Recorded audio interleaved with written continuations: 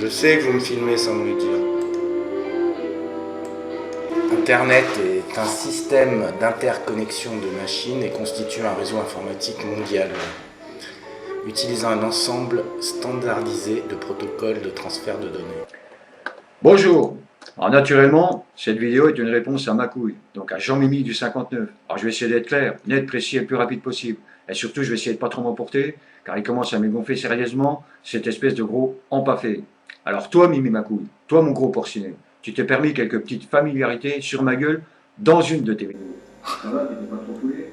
T'as fait que lire un commentaire que t'as laissé sur... Donc, tu vois là, moi ça me passionne les clashs sur le web de toutes parts, quoi. Donc les mecs qui se clashent, style lui, style Joe Arnaud,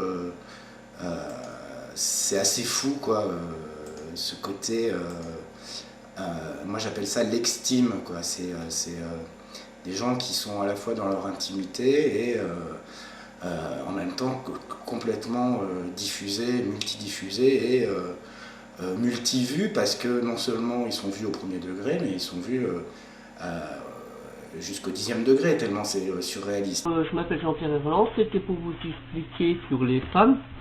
C'est vrai que c'est bien d'avoir une femme, mais c'est vrai qu'on peut vivre avec, mais le jour ça va pas, faut mieux partir. Ça sert à rien de toute façon, ça sert à rien de la battre, même si un jour elle nous plaît, pour un oui, pour un non. Donc voilà, c'est Jean-Pierre Arland, quoi. Si elle se barre, faut pas la battre. Tu vois, merci. Soit on a des trucs qu'on a regrettés, et puis deuxièmement, à mon avis, non, faut mieux la laisser partir. Si elle veut partir, faut la laisser partir. Donc comme je disais, on est vraiment sur cette limite du web qui peut faire éclater de rire, en même temps qui questionne énormément sur l'être humain et sur son rapport au web, à son intimité, comme je disais, à son extimité.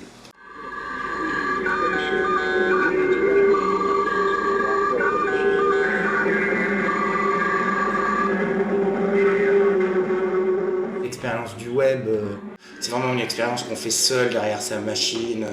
C'est aussi ça qui amène ce rapport, quoi, one-to-one entre l'artiste et le spectateur, parce que c'est pas du tout la même chose quand on le montre à quelqu'un, on n'est pas du tout dans le même rapport.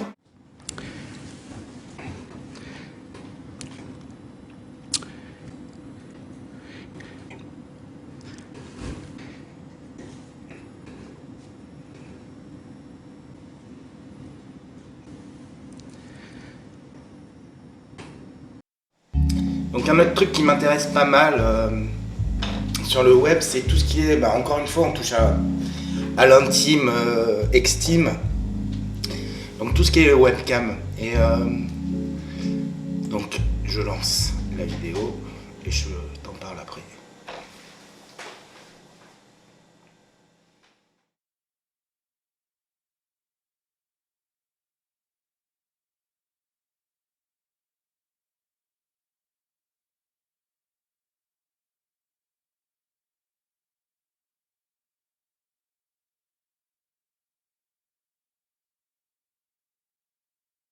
Donc là tu l'as compris, l'idée c'est je filme uniquement les webcams sexy, vides, et j'attends que l'hôtesse revienne, et au moment où elle revient, je coupe. Donc ce qui est intéressant là, c'est de voir finalement ces décors-là créés par les protagonistes, à savoir les hôtesses, qui sont même vides, qui parlent. C'est-à-dire que, voilà, là, ce lieu-là, cette contextualisation dit quelque chose. Là aussi. Alors, il y en a qui font gaffe, il y en a qui font pas du tout gaffe. Et en même temps, ça touche, si tu veux, à l'attente. Voilà, je vais arriver sur cette image, est-ce que j'ai envie d'attendre? Et finalement, à l'imaginaire, je vais m'imaginer une personne par rapport à ces éléments de décor. Et combien de temps je serais capable d'attendre face au vide. Donc ça aussi, ça pose une autre question. On parlait de flux permanent, de tout va très vite. C'est intéressant aussi de focaliser et de s'arrêter uniquement sur ces moments de vide. Dans le flux, finalement, ces moments où l'hôtesse a laissé sa caméra branchée et où elle n'est plus là, c'est de l'anti-flux, quoi. C'est est-ce qu'elle a fait volontairement, etc. Mais en tout cas, on tombe sur une image qui n'est pas volontairement diffusée, puisqu'elle est vide. Voilà.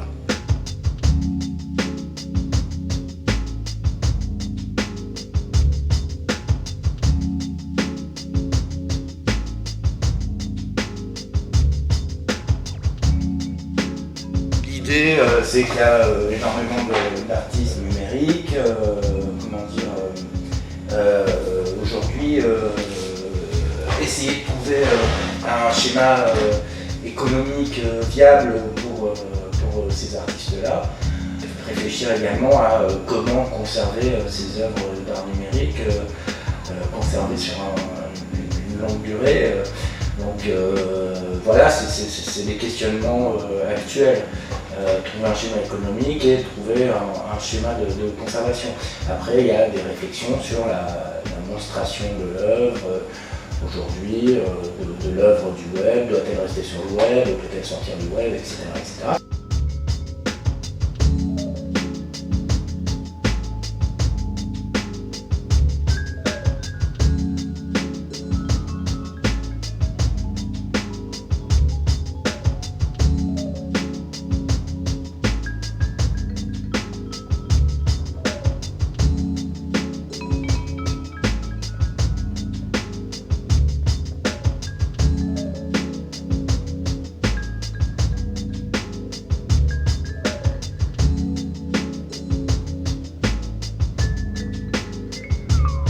L'idée de Spam, c'est avant tout un site qui regroupe un art qui semble être actuel et international, donc avec de nombreuses œuvres numériques en ligne et dès qu'on peut, ces expositions qui sont en ligne, faites avec des curateurs et des curatrices différentes, dès qu'on peut les rendre réelles.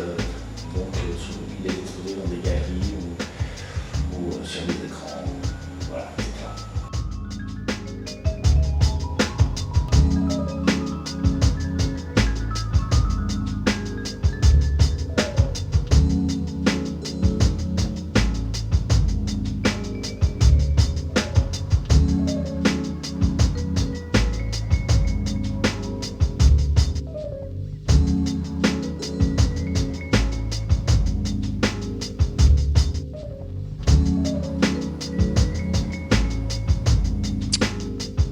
Très psychédélique, très onirique, très